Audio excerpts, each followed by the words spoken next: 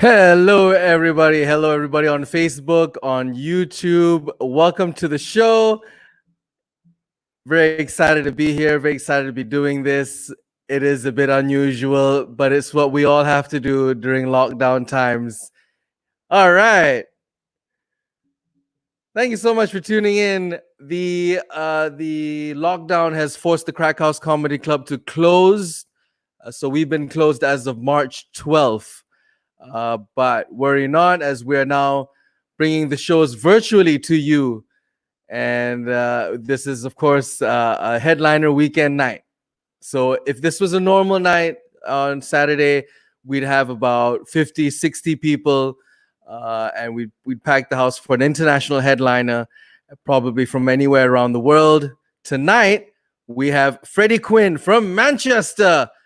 Big round of applause for all the Brits, or for British folks in the room who are still in Malaysia and haven't left since independence. Yay! We've had fantastic headliners come up and do this. I want to take this opportunity, first and foremost, to thank all of them for braving the elements. This is very fucking weird for them to do. And first of all, for Freddie to do this, it is actually 1 p.m. In Manchester. So it's probably one of the earliest times that we've asked headliners to perform, but we're very glad that he's very generous with his time to do it. And also, these shows are free, of course, but if you want to tip the comedians, you can do so.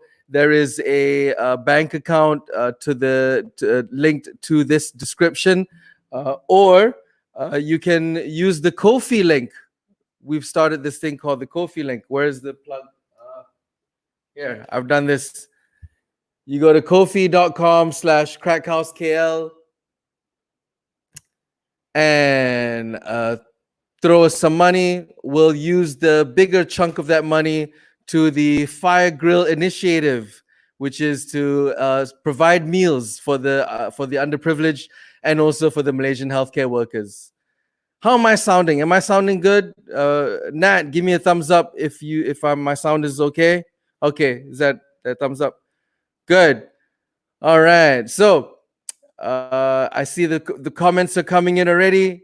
The regulars are giving their big W's. In case if you're new to this, courtesy of my friend and Pete Grella, big W's means round of applause. Yeah, it's just the symbol of doing this, right? Yeah, it actually also looks like a symbol of legs spread open. So thank you, Sharmila. Thank you, Israel. Thank you, Sim Tong. Sim Tong has gone with the traditional clap emojis. I like that. Jeevan Balan, thank you. Shamila Talua performing sober. That's it. He's referring to our headliner at 1 p.m. Well, we don't know. 1 p.m. could be just a start. So fantastic. Sounds okay. Philip says video a bit laggy. Well, this is something that we cannot help if we're doing online shows. If the videos are laggy, we're really sorry. And also, you should stop using U-Mobile. All right, so here's how we're going to do it. We have two acts, fantastic acts. The first one is going to be an opening act, about maybe 15 minutes. The second act will be our headliner, also performing around 15 to 20 minutes, depending on how generous he is. And I will be your host. And I'm inclined to do some warm-up gags for you, as what would normally be done in a normal show. Although this is not a normal show, but we're doing what we can. It is Corona time. So there's a lot of Corona jokes going on. And here's another one. I actually go out once a week now for grocery shopping, to buy food for the house. And because I have kids in the house, I'm very, very wary. I'm extra careful. So I wear long sleeve shirt, I wear a mask, I wear goggles, I cover my head, everything. And when I leave the house, I get very flustered, I get very uncomfortable, I get very claustrophobic, I get very hot. And then it hits me, it dawns on me, I'm like, oh wow, I actually know what it feels like to be a Muslim woman. And then I also noticed that it comes with a certain level of invisibility as well. Because you're covered up, nobody can see the color of your skin. Nobody can see if you've put on the right amount of makeup. Nobody can see if you've shaven. You are free from judgment.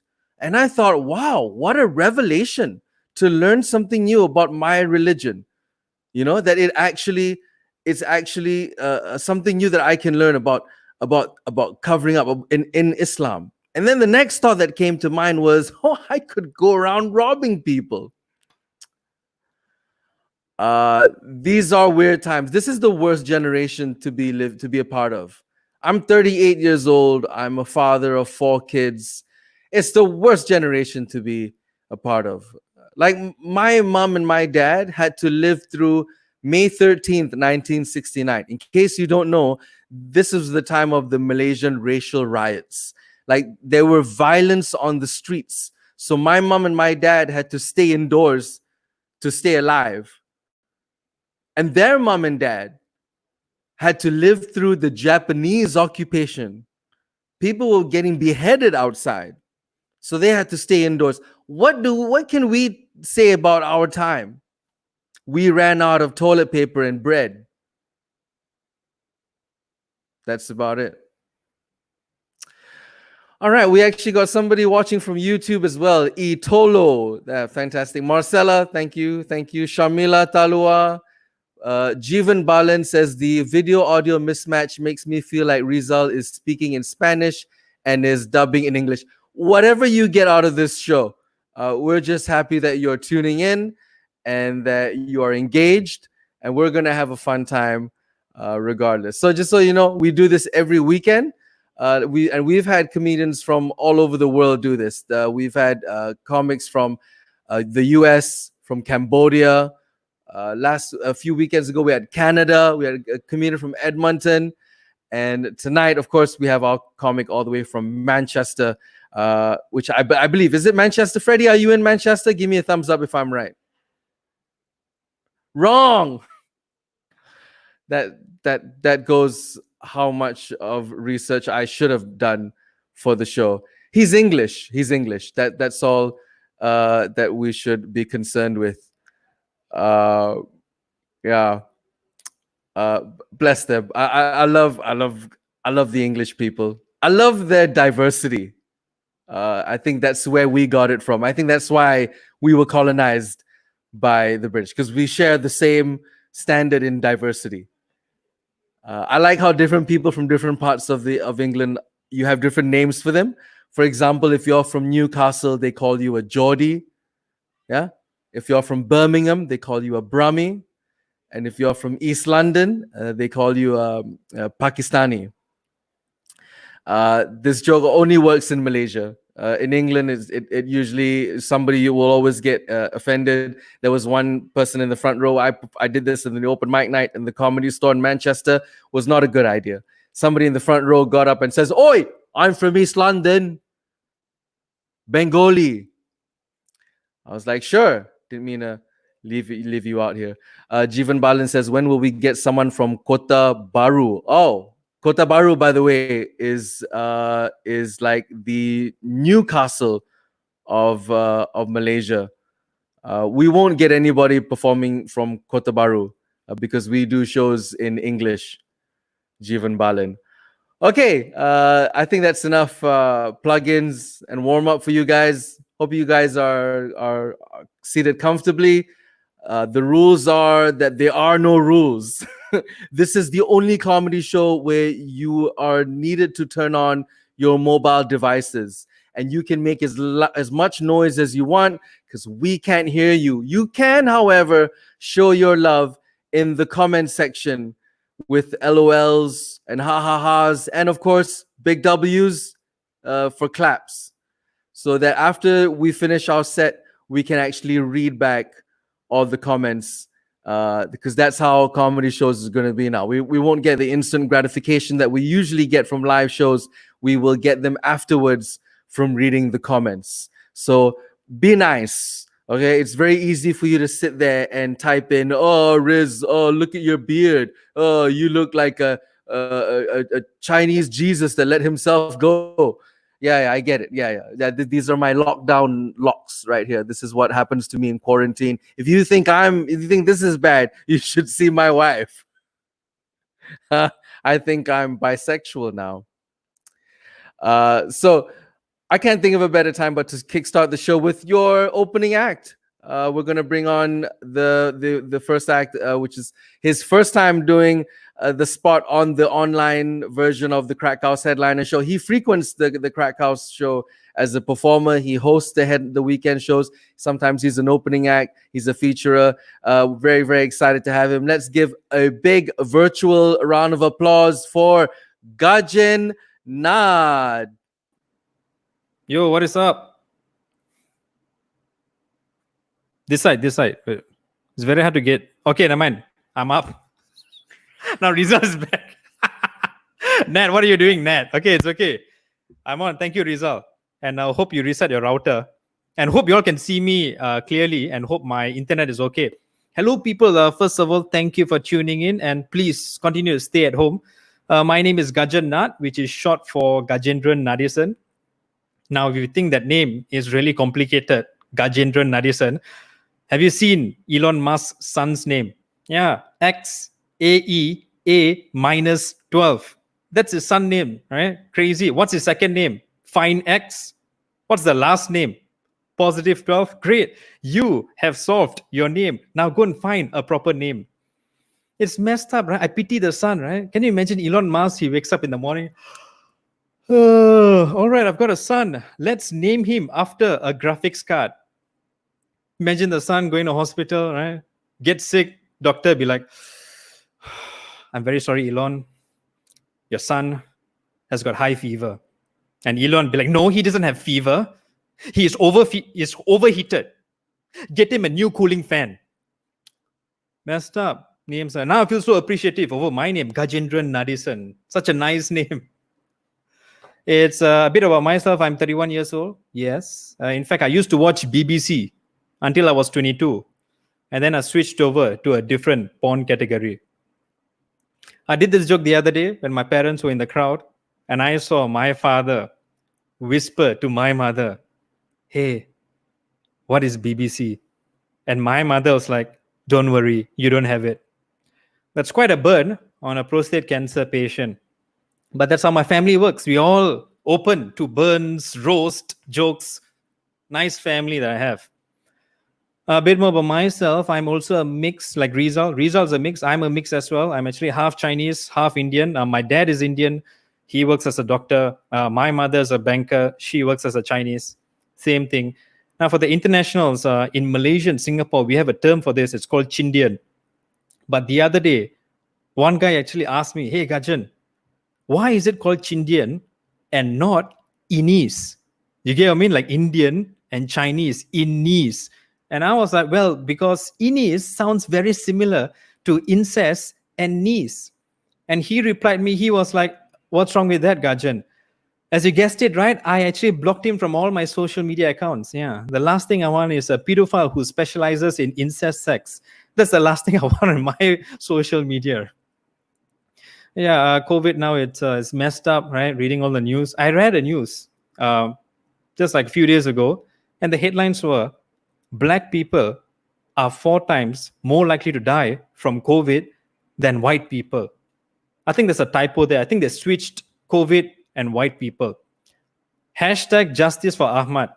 If you saw that video, disturbing video, America. But yeah, America, let's keep the gun laws as usual. Hey, America, it's going to be huge.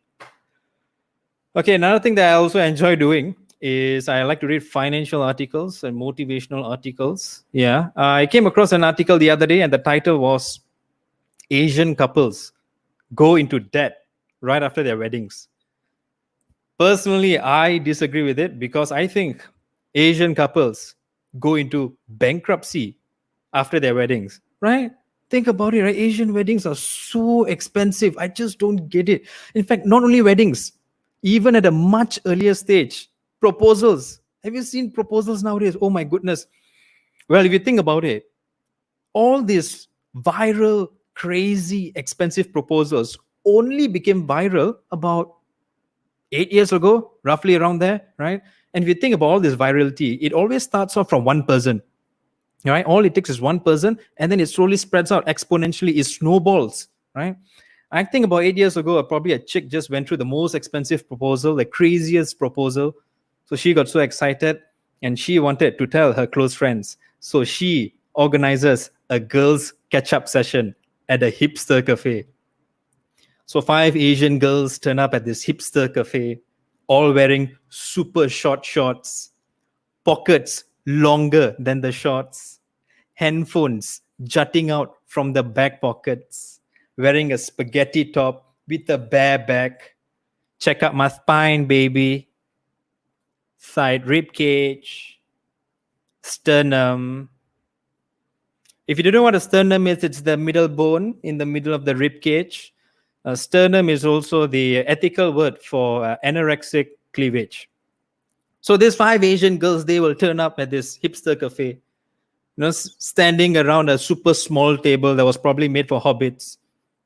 The thing about this hipster cafes is they have a rule: the smaller your furniture, the more hipster your cafe is.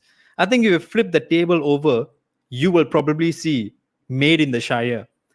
So 5 girls seated down on this super small table. On the table, you'll see handphones, car keys, right? Wallets. Why? Because the shorts are too short to fit all of them. And then everyone keeps quiet and they wait for the organizer to start the story. Because everyone knows the organizer has something to say. So she will start off the story, right? Okay, girls, you want to know what happened last weekend? I said yes. It was such a beautiful proposal, girls. It was so amazing. Like, he brought me on top of a hill and he whispered to me, "Dear, I want you to look at the other hill." I looked at the other hill and it was deforested. In fact, only a few trees were left standing. And those few trees made up the words, "Will you marry me?" I mean, have you come across a guy who puts you above global warming? And then he said, "Dear, I want you to look up into the sky." I looked up in the sky, and you know what I saw? An old aeroplane with propellers carrying a horizontal banner which said, "I have decided to put a ring on you." It was in past tense, even though I haven't said yes. I mean, have you come across a guy who's so confident? And then he said, "Dear, I want you to look up into the sky one more time and raise your hand." I looked up into the sky, raised my hand, and I saw an eagle carrying my ring. I mean, have you come across a guy who puts you above endangered species? I looked up in the sky, and the eagle dropped off my ring, and it fell into my finger. It was like a scene in Lord of the Rings. The only difference was I didn't disappear. It would have been really awkward if I disappeared. "Dear, where are you?" "My precious." Now she tells this amazing proposal, right? This crazy expensive proposal to the 4 friends, and all of them could be like, "Oh my God, that's the standard right now. Oh my goodness, I gotta tell my boyfriends." They start WhatsApping their boyfriends. These 5 girls, they take an Instagram picture. Great catch-up session. We need another one. Because every catch-up session, there's no conclusion, apparently. Hashtag Asian girl, hashtag when is my turn. These 4 girls will go and meet their respective boyfriends. They will tell the story. "Oh my God, you won't believe what happened to my best friend. She was on top of a hill. The other hill was deforested. Will you marry me?" Old aeroplane. Decided to put a ring on you. Eagle ring, Lord of the Rings. She said, yes. Beautiful. And the guys got excited, right? Guys are like shocked. Like, guys put one hand on their mouth. Where's the other hand? Feeling their own wallets. Get ready, wallets. You're going to lose some weight. We'll go through this together. Which idiot decided to raise the standards of proposal? Didn't all men agree on during the AGM? It's supposed to be a simple dinner and a ring. Who started with eagles and aeroplanes and all this deforestation? Crazy, right? Asian weddings, Asian proposal. My goodness, I don't know. Let me tell you something. The other day, I asked a couple of Europeans in the comedy show, I said, "What's the average number? Tell me an average number of a European wedding." And all of them said around 50, which makes sense. Those are literally the families, the close people to you. Average number of people in an Asian wedding, 500. Mind you, average. I have personally seen 2,000 people. Why the heck do you need 2,000 people? You are getting married, not running for president. Do you understand? I don't get it. Oh, Asian weddings, huge. And that's the reason why whenever you attend an Asian wedding, you will always see the Asian couple on stage whispering to each other. The guy be like, who the heck are all these guys? She'll be like, these are our dads. Crazy expensive. Here's the thing, right? I notice about Asian weddings, right? The couple will always spend on unnecessary things, but when it comes to all the necessities, they don't spend, right? The really vital stuff, they don't spend. Like recently, a couple of years ago, one of my relatives, he came up to me and he was like, hey, Gajen, I'm going to get married soon. I was wondering if you could MC my wedding and also maybe say perform 20 minutes of stand-up comedy. How about that? And I was like, hey, that's great. You know what? Here are my normal rates, but for close friends and family relatives, I actually have a special rate. And he was like, oh, Gajen, I think you got me on the wrong frequency. You know, like we're on different wavelengths, like we're on different pages. And I'm like, yeah, I know what's the meaning of frequency, right? I get it. Right? And he was like, Gajen, what I'm asking you to do, right? I'm just asking you to go up on stage and just be yourself, Gajen. What the heck is be yourself? What does that even mean? Be yourself. Really? Be yourself? Like, can you imagine you're working overtime, right? And then you complain to your HR boss and be like, why am I working overtime? I'm not getting paid. Huh? Why am I working overtime? And your boss be like, oh, you're not working overtime. You're just being yourself. And ladies and gentlemen, that's the end of my set. Thank you so much. I hope you enjoyed your Saturday. Don't worry, we've got amazing acts after this. Thank you so much. And remember, continue to stay at home. Thank you.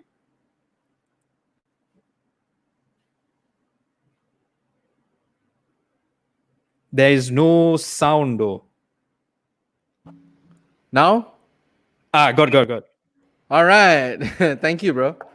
Thank you, Gajen. Gajen's also an IT specialist. That's why he keeps giving me tips on how to improve the turn off my router and all that. So he can't help it. He's part Indian. All right. So the comments, Shamila, thank you for your W's. Sones Stevens is watching. Hi, Stones. Sones, I just called you Stones. That's that's not you. That's me at 8 o'clock in the morning. Looking good. I like the different variations of W's everybody's throwing. So some of you are starting off with capital W's and then ending with smaller W's. So it's kind of like with smaller W's, you're kind of doing this.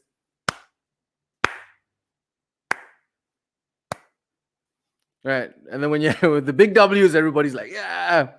Somebody put W period, WW period, WW. So you're kind of doing.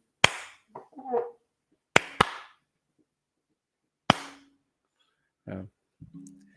Just trying to do interactions with the live comments. It's not like talking to actual people. I think Rizal, you are the one using U-Mobile. Yeah, thank you. You're making fun of my my internet connection. Sharmila, nice one. Thank you, Gerard Leong. Thank you, Sukdev. The Renting Cynic. Thank you. What is that small W, big W, small W? Oh, no. Sorry, Sonis. W's just means applauses. That's it. Social distancing applauses, if you will. Virtual applauses. All right. Yeah. Someone asked me in the US what the WW meant. Okay, well, there you go. Now you know. Now, this is the new normal now. We used to be comedians making people laugh.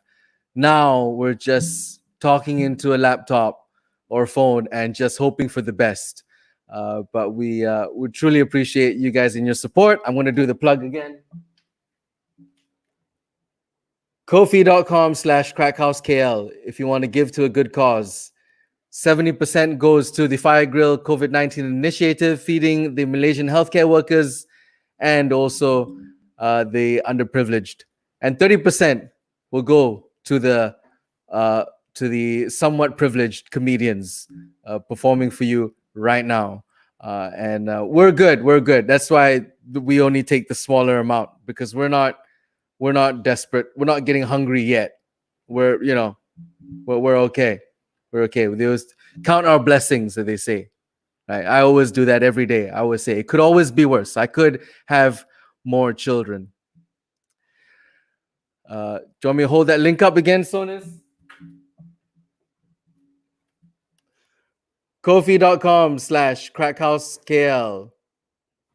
So all your donations, well, 70% of your donations will go to a good cause for the COVID-19 initiative, and the other 30% will go to our alcohol and drug habits.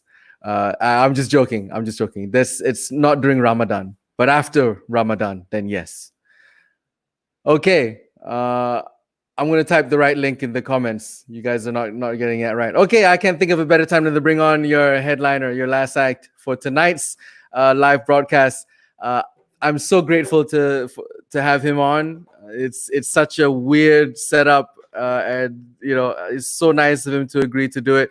My partner saw him perform at the Frog and Bucket Comedy Club in Manchester a couple of years ago, came back to Kuala Lumpur, told me all about him, and then I started to see his presence online, so many good content online, and then we're so lucky to have him headline the Crack House. And let's give it up for the virtual session, or the live stream comedy session of Mr. Freday Quinne, everybody. Give it up for Freday Quinne.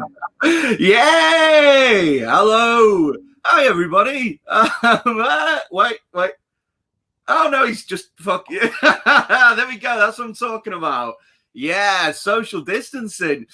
Oh, my God. I miss you all. Before we start this, I just want to say I genuinely miss Asia.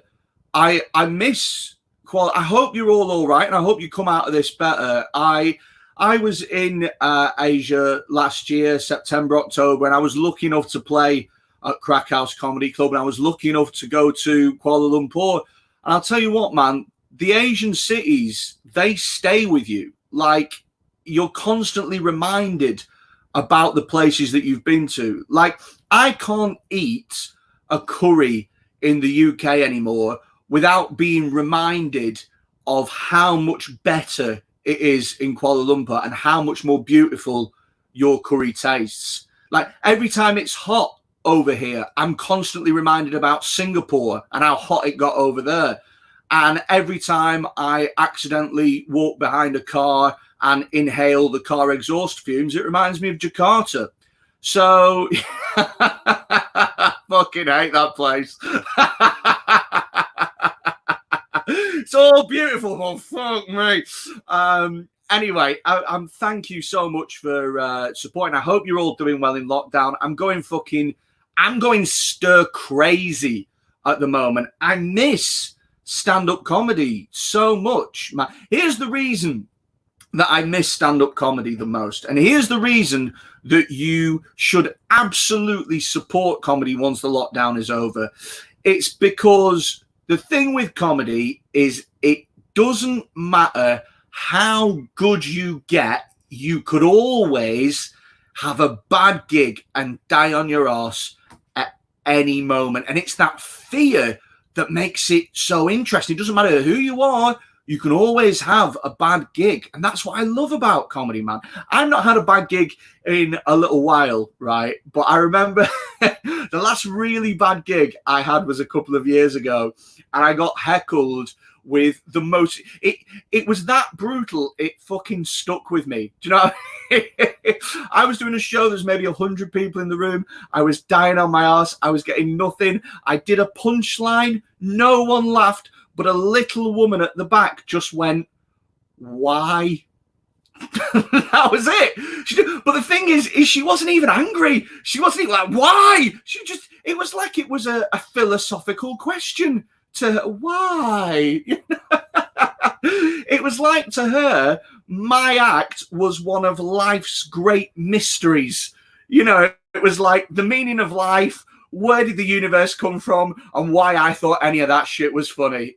It's fucking brilliant. I hope you're all keeping well in your lockdowns. I'm watching an awful lot of TV at the moment, man. I'm fucking hammering.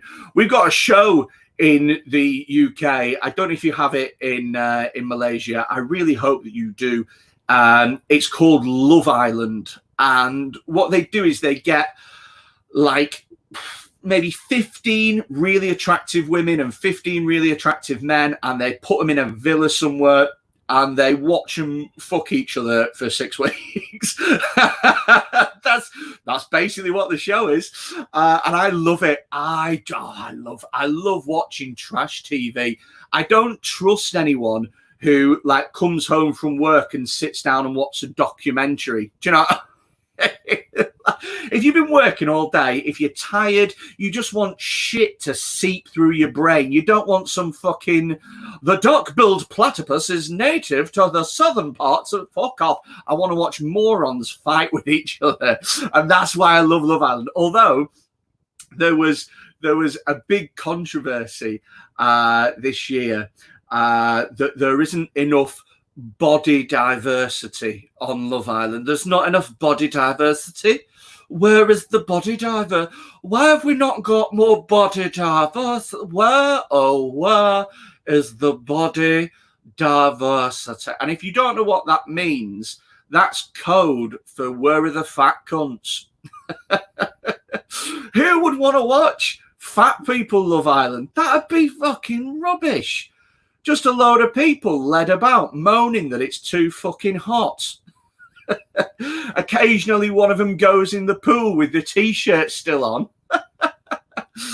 Every once in a while, oh, I've got a text. Oh, it's Deliveroo. Can't have a recoupling because they won't all fit around the fire pit. It'd be fucking shit. Although, unless they mean to have like one fat person on Love Island and then just have the rest supermodels and just one fat guy. But that's even crueler. Do you know what I mean? Like, imagine that tonight. 2 new arrivals enter the villa, and one of them's like a 6'4" chiseled Greek god, and the other one's 48-year-old Keith from Wigan, big fat belly, just oh, I came here to find love. Mate, you can't even find your dick.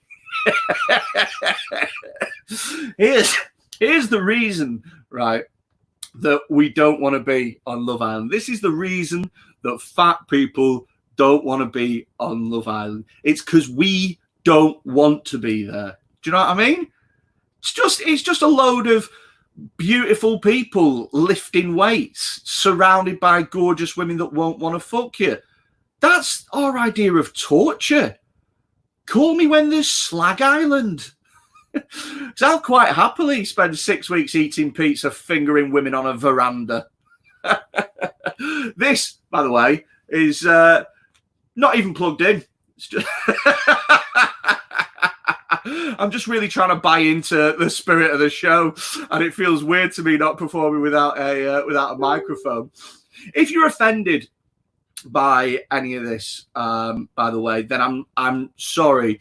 It's your right to be offended, but you've got to accept that the reason that people get offended by things is because their lives are great, and so they are making shit up to be upset about. And I'll prove it to you right now. During this whole coronavirus, have you noticed how little we all give a shit about gender-neutral pronouns? Do you know what I mean? 6 months ago, oh, how dare you use the rob? Mate, I have never once during this whole pandemic heard somebody go, oh my God, the virus has killed they. Quick, we need to get it to a hospital. We've got more important things to fucking worry about now, so people aren't offended as much. It's great. I think this whole coronavirus shit is going to change society, man. I really do. Here's something I'm learning at the moment. I'm learning which jobs are and are not important. All these people, I mean, we know like doctors and nurses are important and that, but all these people on low minimum wage jobs, your supermarket workers, your delivery drivers, these people are carrying the country at the moment. Never once during this whole pandemic have I heard anyone go, quick, someone call an investment banker. Oh, we need a lawyer that specializes in corporate mergers and acquisitions. It's not important. We're learning the true value of what people bring to society, and that's a beautiful thing, man. We're learning about ourselves as well and what we can and can't cope with. It's fucking crazy, isn't it? This is the only time in human history that you can save thousands of lives just by sitting at home watching telly, and some of us can't even fucking manage that. It's amazing, isn't it? Holy shit. It's just, it baffles me. Do you know what it is? Is from a human perspective, we always want what we can't have. I swear to God, if there was no lockdown, I would be sat on my arse at home watching TV. I'd be doing exactly what I'm doing now, except I wouldn't be talking to you. And yet, just because I know that I can't do something, it makes me want to. The minute that they closed all of the gyms in the UK, I swear to God, I had an overwhelming urge to go on a treadmill. It was the weirdest fucking thing. I've had 31 years of never once even wanting to go to a gym, and now all of a sudden I can't wait to work out. I've been using bags of sugar as dumbbells. I've been bench pressing my dog. I just need to get it out of me, you know? Oh, shit. Here's something else I'm learning about myself at the moment. I was amazed how quickly coronavirus turned me racist. And I'll explain to you what I mean, right? Before coronavirus, I was all like, I was against Brexit. I voted Remain. I wanted to stay part of Europe. And now I'm like, close the fucking borders, man. Close the borders. Don't let anyone in. Just, oh, man. I look over what Spain and Italy are doing at the moment, and I'm like, yeah, thank fuck I'm not with those guys. Oh, God. My missus brought home a tin of pasta sauce the other day. I wouldn't let it in the house. Just kept it in the garden. We're supposed to be having that for tea. No, we're fucking not. What we eating? Spaghetti, bolognese, and breathing difficulties? I do not think so. I don't know if you all know how badly we are managing with coronavirus in the UK, but oh dear God, we're fucking it up. We are making a huge fucking balls up of it, and it's just, we're the second most infected country in the world, and I don't know how. Do you know what? Right, if they made a movie about coronavirus, but instead of coronavirus, it was zombies, but everything else is just what we did, no one would believe that fucking film. Do you know what I mean? Like every newspaper, every TV show, every media outlet being like, stay at home, there's zombies. And then the first mildly sunny day, we all go to the park and go sunbathing. People going to each other, it doesn't even matter, you know. My mate John says that zombies are caused by 5G.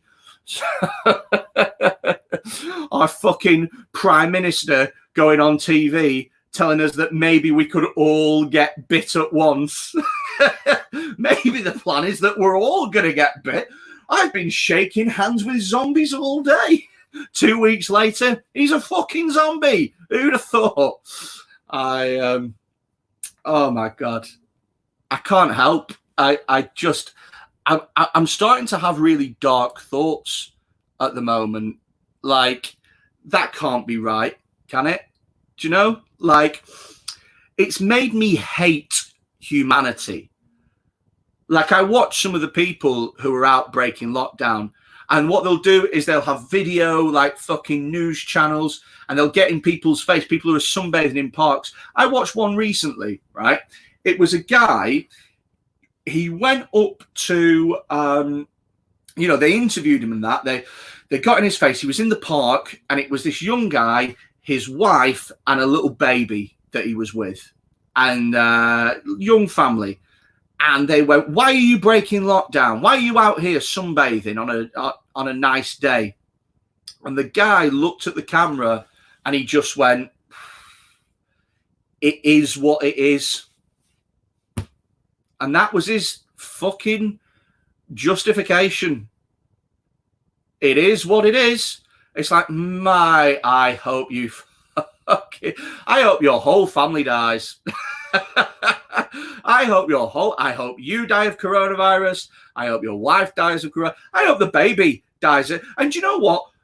That's the only innocent party in all of this. But I just can't risk that baby growing up to be such a daft cunt like his dad. Do you know what I mean? I hope that baby gets coronavirus and the nurse has to pick it up by the fucking big toe and just flaps it into a bin like that and just goes, "Oh, well, it is what it is." Fucking insane.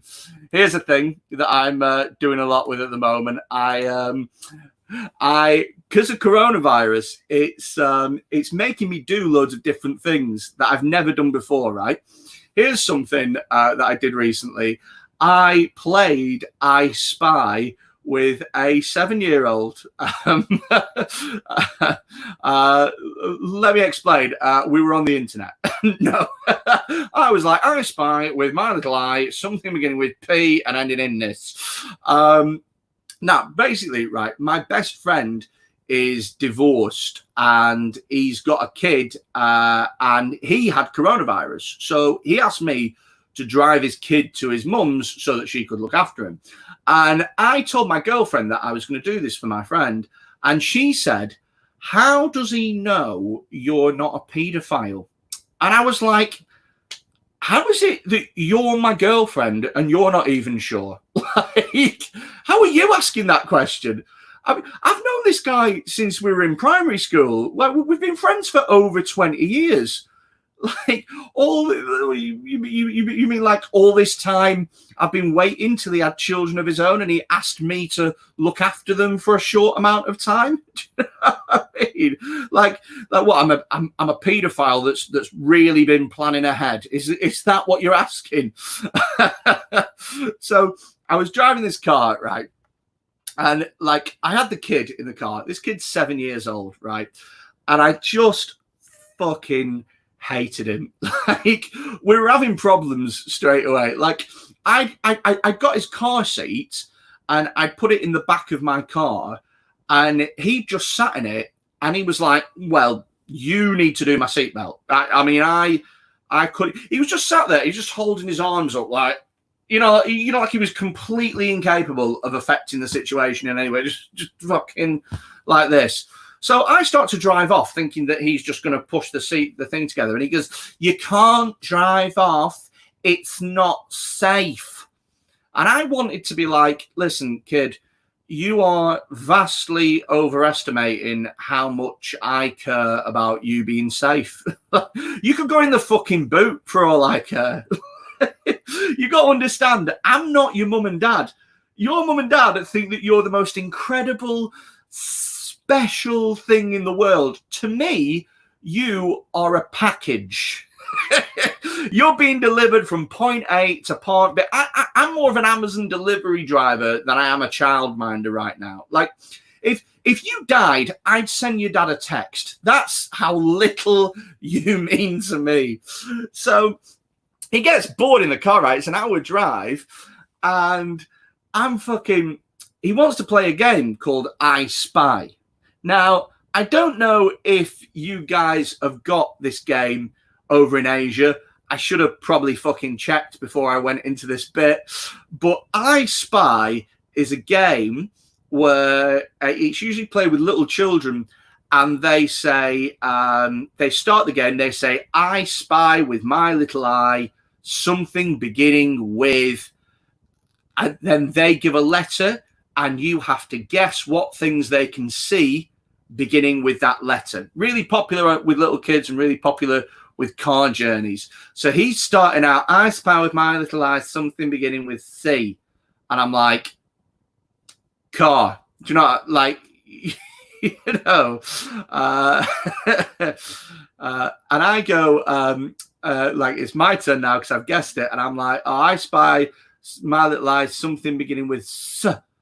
And he goes, it's not S, it's S. Like really fucking making a point that he's more educated than me. And I was like, yeah, it's S for seatbelt. You know, the one that you were too stupid to do for yourself? So fuck off. Anyway, we're playing this game, and every time he puts out something for me to guess, I am just getting it straight away. Something beginning with W, window. Something beginning with R, roof. And I don't spend time around kids, so I don't know that you're supposed to let them win at things. Like, so he's getting more and more frustrated that I keep getting all his guesses, and I don't even realize. So after a while, he goes, I spy with my little eye something beginning with M. And I was like, M? Huh. Motorway. I mean, it's technically a dual carriageway, but whatever. And he goes, no. And I'm like, M. Mud? No. Magazines? No. I'm like, well, what the fuck begins with M in a car? So I try going abstract with my guesses, like, oh, is it moving? You know, because we are moving and that you are spying that we are moving. No. And I'm like, are you definitely sure that it's M? Like, are you definitely sure that's how it's spelled? M. And he's, yeah, M. And I've never once given up at I Spy, but I had to give up. I was like, all right, I give up. What was it? And he said, many things. And without thinking, I went, oh, fuck off. This kid started crying. I had to get him a McDonald's to shut him up. Oh, my God. It was the worst thing in the world. That was a new piece of material. It went on for fucking ages, didn't it? Let's be fair. Oh, God. I'm so worried at the moment. I'm so worried, like, that we are going to come out of lockdown and all of my friends, my camera's gone. I'm worried that we're going to come out of lockdown and all of my friends are going to have amazing talents and I'm not. Like, I'm worried that they're going to come out of lockdown and they're going to be able to fucking play the clarinet and speak German. And all I'm going to have is that I watched Tiger King on Netflix 47 times. I don't know how I'm going to explain this to my grandchildren. Do you know what I mean? When they ask me, Grandad, during the Great Lockdown, what did you do to keep occupied? And I'm going to have to think of anything that isn't the truth, which is that I damn near pulled my own dick off. Mate, I was masturbating the other day, right?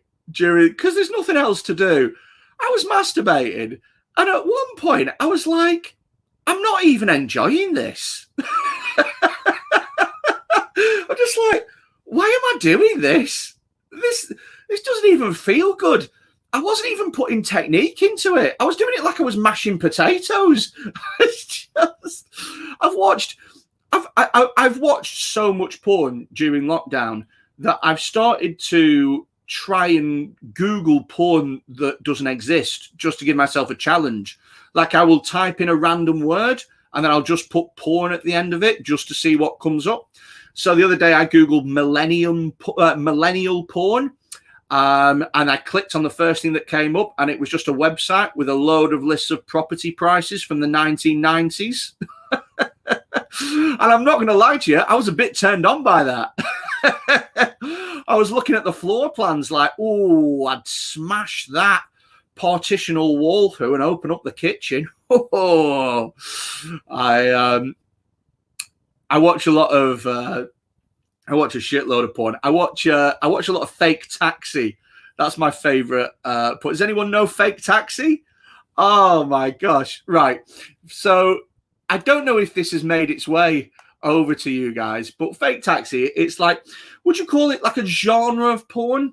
I get, maybe. Right. Basically, it is attractive women get picked up in a taxi. And it's never like a 47-year-old woman called Carol. Do you know what I mean? I just want to go to the fish market. Fuck off, Carol. No chance. To be honest with you, you seldom see a successful journey completed. Do you know what I mean? Often, sometimes I'll be watching Fake Taxi and I'll be like, did they even get where they needed to be? I don't know. I need closure. So basically, a taxi pulls up and a beautiful woman comes. Well, beautiful, you know, but like, you wouldn't want to take her home to your mum. Do you know what I mean? Like, hi mum, this is Lexi. She doesn't drive. So anyway, right. Fit woman gets in the taxi, and the taxi driver is like, where to? Every video, where to? And it's always somewhere sexy. Do you know what I mean? Like, oh, take me to the gym. You know, I'm doing aquarobics with my lesbian friends, you know. And then they get outside or whatever, and the guy's like, that's £11.50. You know, it's always like a small amount. It's never like fucking £100 or whatever. And she always goes, oh, well, I've not got it. And the taxi driver goes, well, I need it. And she goes, well, I don't know what to tell you. And he's like, well, I'm a small business. I'm a tradesman. I'm self-employed. I need this money. And she's like, can I suck your dick? He goes, yeah, all right then. And that's it. It goes from naught to dick sucking fucking quick. There's no haggling involved. There's no bartering. There's no I'll give you a hand job. No? All right, okay. I'll rub your chest. I'll go. It's just, no, I'll suck your dick. It's fucking brilliant. So that's what happens. I've not got the money. Can I suck your dick? Taxi driver gets out. They have sex in the back of the taxi and they watch it. And to be honest with you, I've no idea how the videos end. I have come way before then. Half the time I've ejaculated before he's even turned the meter on. Oh, man. I'm going to leave you in a moment. I'll tell you one more thing before I go, right? So I have a nephew. My nephew is 15 years old. And sometimes my nephew will come to me and he'll ask me questions that he doesn't feel confident about asking his mum and dad because he's too embarrassed. So recently he came up to me and he said, Uncle Freddy, do women like it when you blow on the clitoris? And I had to be honest and be like, I've got no fucking idea. I have been down there many times and that thought has never occurred to me once. Do you know what I mean? Usually I just go, my technique is just like, you know, when you're trying to lick an envelope and it doesn't have enough of that glue. And so you just sort of press it in and just try and stick the flaps down there. Oh man. But the more I thought about it, the more I thought, shit, maybe this is like something that I never knew. This is something that I never understood. Like, you know, maybe chicks really dig guys with asthma. I don't know, you know? So I decided to try it out on my girlfriend. You know, we've been going through a bit of a dry patch. We hadn't had sex in nearly 2 months. So I decided that when she got home, I was going to surprise her. So when she got home that night, I took her straight into the bedroom. I lied her down. I took off all her clothes and I gave her a massage. And then I put one of those little blindfolds on her And then I turned her over so she was on her back, and I started kissing down. I got in between her legs. I went down on her like I was blowing out candles on a birthday cake. I was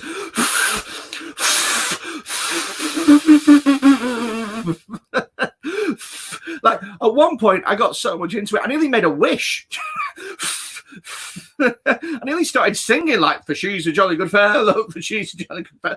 She went fucking mental, right? We got into a big argument. We didn't speak for 4 days. And here's why, right? Because sometimes when you're a comedian, people don't necessarily think that you are being serious all the time. They think you're always having a laugh. They think you're always taking the piss. So the reason that my girlfriend got so angry is because she thought that I was making a joke about how long it had been since we had sex. And she thought that I was pretending to blow away the cobwebs from her vagina.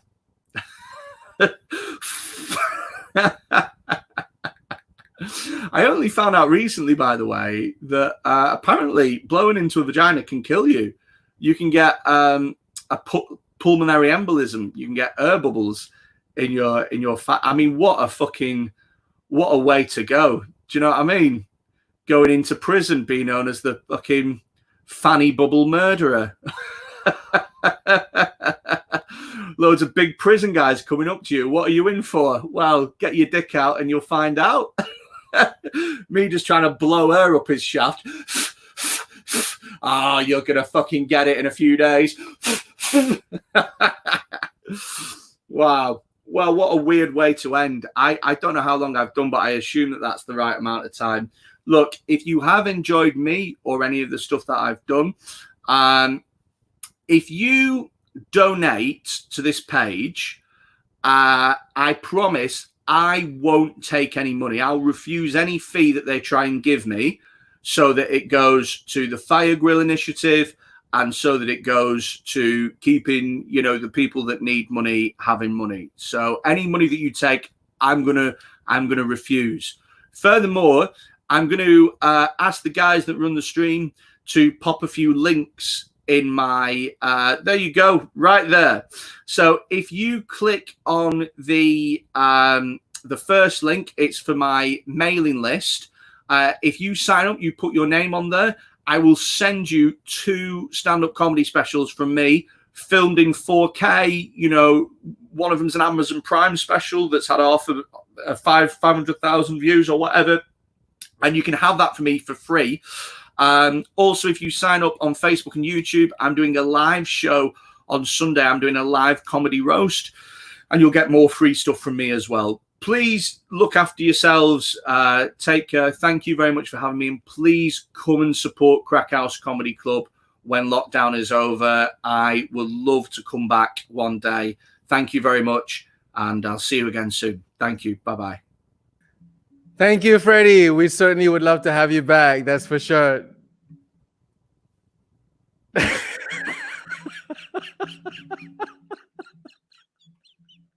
Oh, God. Guys, I hope you enjoyed that. I certainly did.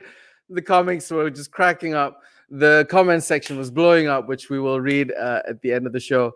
That was tremendous lot of fun. I hope you guys enjoyed it. And we will do this again every weekend. Next Friday, we have Carl Joshua Ngube from Zimbabwe.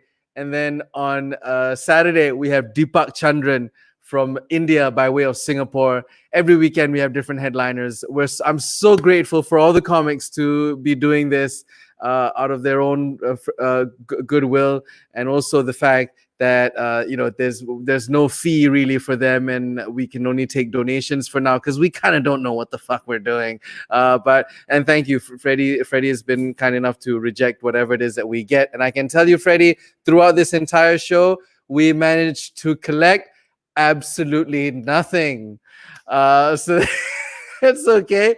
We will get it in love in the comments. A friend of mine once said to have the reaction read in the comments is like applauses that last forever. So on that note, I hope you enjoyed this weekend's edition of Headliners Live at the Crack House Comedy Club Facebook page and YouTube as well, and on the Laugh Support fundraising show group. Thank you so much for joining us. Round of applause as I bring them back onto screen. Gajen Nad, everybody. Bring back Gajen. And of course, give it up for Gajen. This is the weirdest curtain call you'll ever see. Freddie Quinne, give it up for Freddie Quinne. One more time, give it up for Freddie Quinne. And we also have somebody handling tech for us. Usually at the Crack House, there's like a soundboard with a Spotify account running off of a pad, and that guy press play and pause for each comic. Right now, he's backstage. Give it up for the naked trombone guy, Nat Kang, everybody. Give it up for Nat. Right, all right. Fantastic. Okay, take a bow, gentlemen. Shakila says www. Jeevan. Everybody says Christina Chan. Thanks, guys. Thank you, Christina. Shamila Talwa. Thank you. Good night. We should be the one saying that, not you. Shankar Santiram is just laughing. Laughter. That's good. Lynn Pixie, thank you so much. Jeevan Balan says, we used to have fake taxis too. The drivers screw us on the fees. Yes, that is true.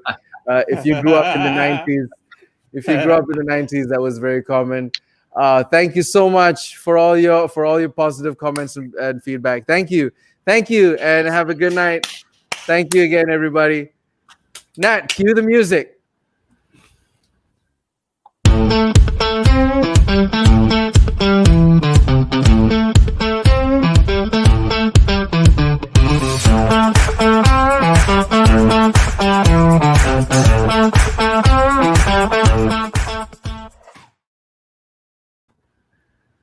All right, we're done, guys. Thank you, Freddie.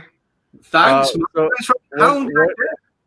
Is this your first live show outside of the UK? Yeah, I've not really been doing any live shows full stop, to be honest with you. I'm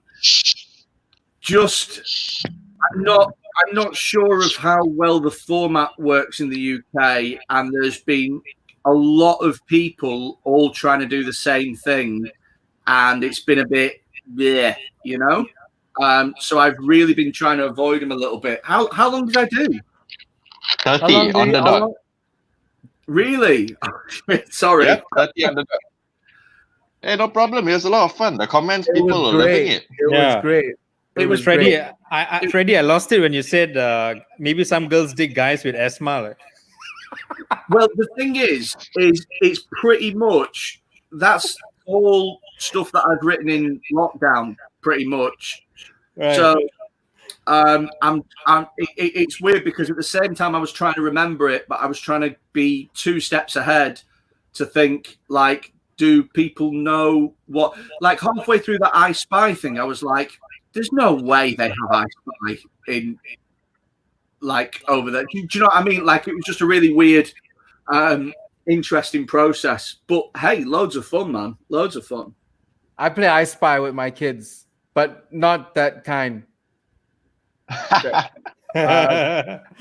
I do. It is. You're right. It is. I think it is a universal thing, and in the English speaking family at least, you know, which is I played it also in the 90s. Yeah. Oh, and Freddie, your ending bit about the clitoris and you blowing like cobwebs. The thing that came to mind was, why are you blowing it like it's cobwebs when you should be blowing it like clam chowder? That's a nice bit. I had to edit some stuff out of there as well. I was just trying to think on my feet and that, and you know. But hey, loads of fun. I can't wait to do it on stage. Do you know what I mean? Like you never really know how these things are, do you? Yeah. Some of the comedy clubs around our region are starting to open up now. Hong Kong and Taiwan actually ran actual gigs. Yeah, I saw Taiwan. I saw photos on Facebook and my nipples got hard, man. I was like, oh God. Like it gives me a sense of hope, you know? Competition. Vietnam's having an international competition next month. I think it's their first international comedy competition or something in June. But live, I mean, like online or at actual, like physical, like normal show. I didn't look into the specifics, but I believe it's live because Vietnam is opening up already. Cool. They've already What's the winning they've already prize? had live shows. I don't know. I didn't check it out, but I'm sure you could find it on Facebook if you ask Dan Dockery or whoever, because they've already had live shows, but all the live shows so far are in Vietnamese lah, apparently. All right. Well, I've never thought I hear myself say this, but if there's money involved, I'm going for it, man. I need to feed my kids. I've never ever publicly said that money is my incentive for doing comedy, but this is desperate times calls for desperate measures. You know what I mean? Oh man. Yeah. That's you got so much wire. This. Yeah. Why do you have such a long cable, Freddy? Why do you have such a long cable? I run a gig in a brewery in like near me, and the way that the brewery is we can only have the speakers and the PA right next to these massive, huge styles full of beer that are on like the top level of this factory. We run it literally on a factory, so the cable has to reach all the way like across basically loads of factory floor and shit. So that's why it's so long. It's a boring story, really. Hey, do you want to see what I'm in a brewery? Do you want to see what I'm performing next to? Yeah, sure. Let's see it. Is that a pantry? That right there is my coronavirus pantry. I'll show you what I've got as well. This is gonna make Asian people cry. Is that toilet paper? Well, of course I've got toilet paper. We don't need toilet paper, Gajen. What are you talking about? We use the bum gun. them. Look at this. He said Asian people. You're gonna get so angry. This is Let's see it. Rice in a packet. Oh, I saw one of the UK comics talk about it. You got to heat it up, right? So this is legitimately like, yeah. Oh, I love how you're all like getting involved. So this is like called Uncle Ben's, and it's rice in a packet, right? And so what you do is you have to squidge the packet up like that because it comes hard, and then you rip the top, and then you put it in the microwave for 2 minutes, and it's done. And that's rice over here. Yeah. That's the future among millennials. You are the millennials who can't measure. Going to be a hit among millennials who can't measure the rice and water ratio. Oh, Nigel Ung hates it. He's furious. Yeah. I actually got it from him. Yeah. I saw his Insta story, and he thought of actually printing a shirt like "I will not buy Uncle Ben's rice." We've got this. This is toilet paper.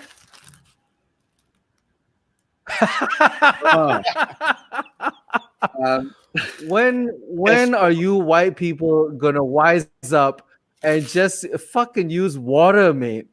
You know what I mean? Like, right. So here's the thing: in your ridiculously humid countries, you squirt it and then it's dry instantly. But in the UK, where it never gets above, on our hottest day, it's your coldest day. If we use the water, we just have wet arses forever. But I mean, Freddie, the gay population in UK, in Manchester or whatnot, they know how to use a bidet.